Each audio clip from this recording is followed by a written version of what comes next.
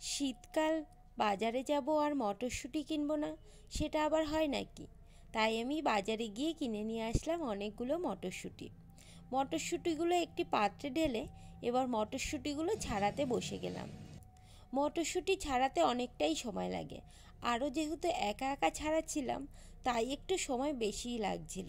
কি আর করা যাবে, তাই একা একাই ছাড়িয়ে নিলাম। মটরশুঁটি ছাড়িয়ে একটা পাশেই পাত্রে রেখে দিতে লাগলাম।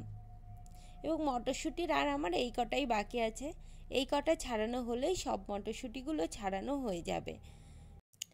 মটরশুঁটির যে খোসাগুলো হয়েছে, এবার আমি সেই খোসাগুলোকে একটা প্যাকেটের ভিতরে ভরে নিলাম, নয়তো এতগুলো মটরশুঁটির খোসা কি করব, তাই একটা জায়গায় একটা প্যাকেটেই ভরে রাখলাম যে পরে গিয়ে ফেলে আসবো।